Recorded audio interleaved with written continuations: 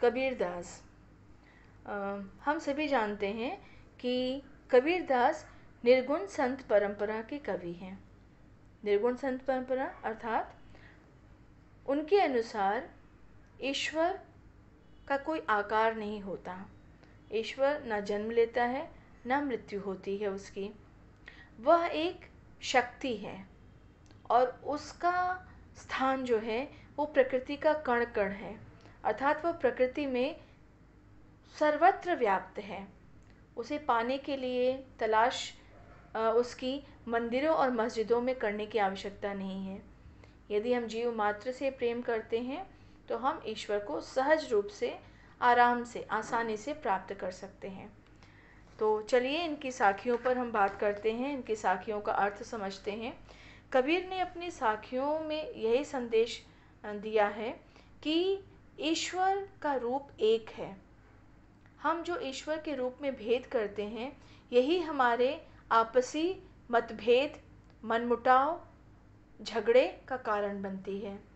तो जिस दिन हम ईश्वर के एक स्वरूप को पहचान लेंगे, हमारे समाज में आत्मीयता और प्रेम और अपनापन का भाव स्वतः ही प्रसारित होने लगेगा। तो पहली साखी, मान सरोवर सुभर जल हंसा केलि कराहि, मुक्ता फल मुक्ता चुगे अब उड़ी अनत न जाहि। मानसरोवर एक झील है, आप सभी को पता है। उस मानसरोवर झील में हंस क्रीड़ा करते हैं, खेल रहे हैं मुक्त भाव से, स्वतंत्र भाव से। और उनकी विशेषता यह है कि वो उस झील में पाए जाने वाले मोती को ही ग्रहण करते हैं, उसको ही चुगते हैं। वहाँ का परिवेश इतना मनोरम है, इतना सुंदर है, इतना आकर्षक है कि ये हंस वहाँ से उड़कर किसी दूसरे स्थान पे, अन्यत्र किसी दूसरी जगह नहीं जाते। तो कबीर इस साखी के माध्यम से क्या बताना चाहते हैं?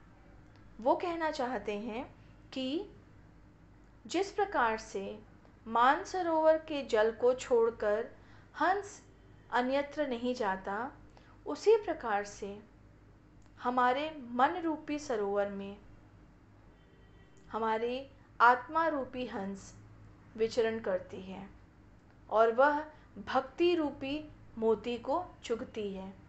अर्थात भक्ति जो है वो मोती है, हमारी जो आत्मा है वो हंस है और हमारा जो हृदय है वो मानसरोवर झील है। तो जैसे झील को छोड़कर हंस कहीं नहीं जाता, वैसे ही यदि हमारी आत्मा को भक्ति रूपी मोती मिल जाती है तो वह किसी भी दूसरे सांसारिक आकर्षणों में उसका ध्यान नहीं जाता। संसार की किसी भी अन्य आकर्षक वस्तु की तरफ कोई भी भौतिक सुख सुविधा उसे अपनी तरफ आकर्षित नहीं कर सकती। क्यों? क्योंकि उसे भक्ति रूपी मोती की प्राप्ति हो चुकी है। दूसरी साखी, प्रेमी ढूंढत मैं फिरूं, प्रेमी मिलो न कोय, प्रेमी को प्रेमी मिले सब विष अमृत होए।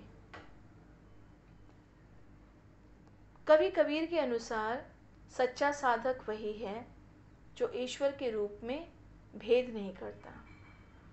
यहाँ पर इस साखी में कवि ये कहना चाहते हैं कि मैं जो ईश्वर से अथाह प्रेम करता हूँ, वह वैसे ही एक दूसरे सच्चे भक्त, सच्चे साधक की तलाश में हूँ। लेकिन आज तक मुझे ऐसा सच्चा साधक, ईश्वर का सच्चा भक्त नहीं मिला।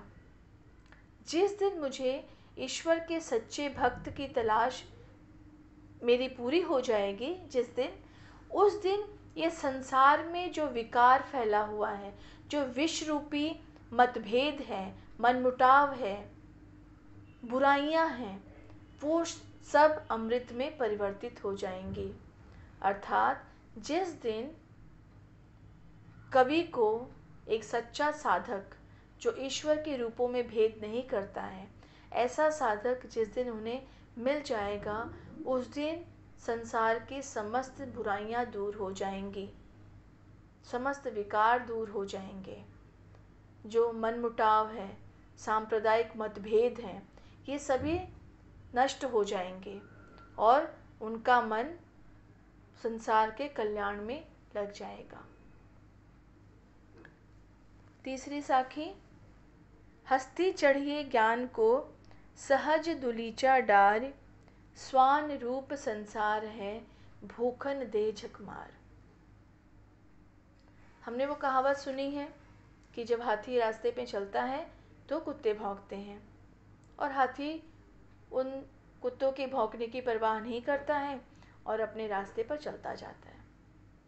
तो इसका क्या अर्थ हुआ कि जब आप समाज में कोई भी समाज से हटकर कोई काम करना चाहते हैं तो आपका विरोध होगा, पर आपको उस विरोध का परवाह करने की ज़रूरत नहीं है, उस विरोध के आगे घुटने टेकने की ज़रूरत नहीं है। आपको अपने मार्ग पर आगे बढ़ते जाना है। कवि यहाँ पे कह रहे हैं कि आप अपने ज्ञान रूपी, सहज ज्ञान रूपी, सहज दुलीचा अर्थात सहज ज्ञान रूपी मार्ग पर आगे बढ़ते जाइए। और आपका विरोध होगा, लोग आपकी आलोचना करेंगे, आपकी निंदा करेंगे, पर आपको उस आलोचना से, उस निंदा से घबराकर अपने मार्ग बदलने की ज़रूरत नहीं है, अपने मार्ग पर रुकने की ज़रूरत नहीं है। आपको सहज ज्ञान के मार्ग पर लगातार आगे बढ़ते रहना है। यदि लोग आपकी आलोचना करते हैं, निंदा करते हैं, तो भी आपको घबराकर रुकने की ज़रूरत नहीं है, बल्कि अपने लक्ष्य में, अपने रास्ते पर, अपने मार्ग पर आगे बढ़ते रहना है। जिस प्रकार से विशालकाय हाथी जब रास्ते पर चलता है तो छोटे छोटे जानवर उस पर भौंकते हैं, उसका विरोध करते हैं, उन्हें वो चीज़ अच्छी नहीं लगती क्योंकि वो उनसे अलग है। तो वैसे ही जो ज्ञानी व्यक्ति होता है, जिसके पास सहज ज्ञान होता है, उसका समाज के बहुत से लोग विरोध करेंगे, तो उन विरोध की, उन आलोचनाओं की परवाह करने की आवश्यकता नहीं है, अपने रास्ते पर अग्रसर होते रहना है। कवि यही समझाना चाहते हैं। पखा पखी के कारणे सब जग रहा भुलान, निरपख होई के हरि भजे सोई संत सुजान। पखा पखी, पक्ष विपक्ष, इसके चक्कर में ही, इस पक्ष और विपक्ष के फेर में ही पूरा संसार पड़ा हुआ है। वो सच्चाई को भूल गया है। निरपख होई के हरि भेजे, जो निष्पक्ष होकर ईश्वर की आराधना करता है, ईश्वर की स्तुति करता है, वही सच्चा सुजान है, अर्थात वही सच्चा भक्त है, वही ज्ञानी व्यक्ति है। कबीर ने हमेशा ईश्वर के भेद का विरोध किया है। ईश्वर के भेद हैं, इस बात को उन्होंने स्वीकार नहीं किया है। उनके अनुसार अल्लाह, भगवान, राम, रहीम सब एक हैं, इनमें भेद करने की आवश्यकता नहीं है। तो इस साखी में कबीर यही कहना चाहते हैं कि जो लोग पक्ष और विपक्ष के फेर में पड़ जाते हैं, वो सहज ज्ञान से, वो सच्चे ज्ञान से वंचित रह जाते हैं। इसलिए जो व्यक्ति निष्पक्ष होके, जो राम रहीम के फेर में नहीं पड़ता, जो अल्लाह और भगवान के फेर में नहीं पड़ता, वही सच्चा ज्ञानी है, वही ईश्वर का सच्चा भक्त है। अगली साखी, हिंदू मुआ राम कही, मुसलमान खुदाई, कहे कबीर सो जीविता, जो धोखे निकट न जाए। इसमें भी उन्होंने वही बातें कही हैं जो इसके पहले वाली साखी में कही थी। हिंदू अपने ईश्वर को श्रेष्ठ बताते हैं, मुसलमान अपने अल्लाह को श्रेष्ठ बताते हैं। परिणाम क्या होता है कि दोनों ही आपस में एक दूसरे के साथ लड़ते भिड़ते रहते हैं। ये सांप्रदायिक दंगे, मनमुटाव, मंदिर मस्जिद का झगड़ा, ये सब इसी कारण है, क्योंकि हम सभी अपने अपने ईश्वर को श्रेष्ठ बताने का प्रयास करते हैं। जबकि वास्तविकता क्या है कि ये सब एक ही हैं। यहाँ पर कवि कह रहे हैं कि वही व्यक्ति जीवता है जो इन दोनों के निकट नहीं जाता है, अर्थात जो हिंदू मुसलमान, राम रहीम, अल्लाह भगवान, इनमें कोई भेद नहीं करता, इनके लिए कोई झगड़ा नहीं करता, इनके लिए कोई बहस नहीं करता, वही व्यक्ति वास्तव में जीतता है। अर्थात अब इस साखी का अर्थ स्पष्ट हो गया होगा कि हिंदू अपने राम को श्रेष्ठ बताने के लिए लड़ रहे हैं, मुसलमान अपने खुदा को श्रेष्ठ बताने के लिए लड़ रहे हैं, लेकिन जो व्यक्ति ईश्वर के रूपों में भेद नहीं कर रहा है और सच्चे मन से सिर्फ ईश्वर की आराधना कर रहा है, उस शक्ति की पूजा कर रहा है जो इस संसार को चलाती है, किसी रूप में, किसी नाम में ना पढ़कर, वही व्यक्ति सच्चा ज्ञानी है, सच्चा साधक है और जीत उसी की होती है, क्योंकि वो सांसारिक मनमुटाव में, भेदभाव में नहीं पड़ा है। अगली साखी। काबा फिर काशी भया, रामई भया रहीम, मोट चून मैदा भया, बैठ कबीरा जी। बहुत आसान इसका अर्थ है। काबा फिर काशी भया, रामई भया रहीम। जब हमें भूख लगती है तो हमारे सामने कैसा भी भोजन रखा जाए, हम उसे चुपचाप से स्वाद लेकर ग्रहण कर लेते हैं, तो हमें बहुत अच्छा लगता है। वैसे ही यदि ईश्वर की भूख है, यदि सच्चे मन से भक्ति करने की इच्छा है, तो अल्लाह और राम, काशी और काबा, इसमें कोई भेद नहीं है। भूखे व्यक्ति को जैसे मोटे अनाज और मैदा, बारीक मैदे में कोई फ़र्क नहीं नज़र आता, क्योंकि उसका उद्देश्य है अपनी क्षुधा की तृप्ति करना, अपनी भूख मिटाना। वैसे ही सच्चे साधक के लिए काशी और काबा एक ही है, राम और रहीम एक ही है। ऊंचे कुल का जन्मिया, जे करनी ऊंच न होई, सुबरन कलश सुरा भरा, साधो निंदा सोई।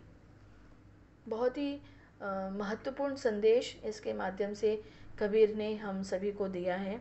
अक्सर हम अच्छे परिवार में, ऊंचे परिवार में, ऊंचे कुल में जन्म लेने से सोचते हैं कि बस यही पर्याप्त है, लेकिन कबीर ने कहा कि यदि हमें ऊंचे कुल में हमारा जन्म हुआ है और हमारा स्वभाव सही नहीं है, हमारे कर्म सही नहीं है, हमारा व्यवहार सही नहीं है, तो कोई भी फ़ायदा नहीं है।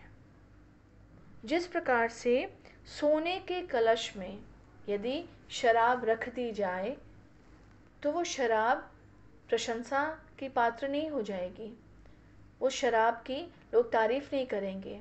क्यों? क्योंकि शराब तो गलत चीज़ है, शराब का सेवन तो सही नहीं है, उचित नहीं है। तो जिस प्रकार से शराब भले ही सोने के पात्र में भी रखी जाए, पर अपने स्वभाव के कारण वह निंदनीय ही है, उसकी आलोचना ही होगी, उसकी बुराई ही होगी। वैसे ही ऊंचे कुल में जन्म लेने के बावजूद उसके पश्चात भी यदि कर्म सही नहीं है, यदि आचरण सही नहीं है, व्यवहार सही नहीं है, तो निंदा ही होगी। ऐसे व्यक्ति समाज में कभी भी सम्मान का पात्र नहीं बन सकते, जो भले ही ऊंचे कुल में जन्म तो ले लिए पर अपने कार्य को उन्होंने सही नहीं किया, या उनकी हरकतें, उनका स्वभाव, उनका व्यवहार, उनका आचरण, उनका काम सही नहीं है। इसीलिए हम अपने कर्म से महान बनते हैं, न कि जन्म से। धन्यवाद।